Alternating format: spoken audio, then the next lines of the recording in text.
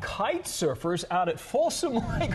Whoa, check that out. They say they've been waiting for this wind for 3 days, and they got it. One of the surfers put the conditions in perspective. Skiers and snowboarders would understand. Yeah, this is like having 3 feet of powder up in the Sierras right now. Oh, yeah? So we're pretty stoked, to say the very least.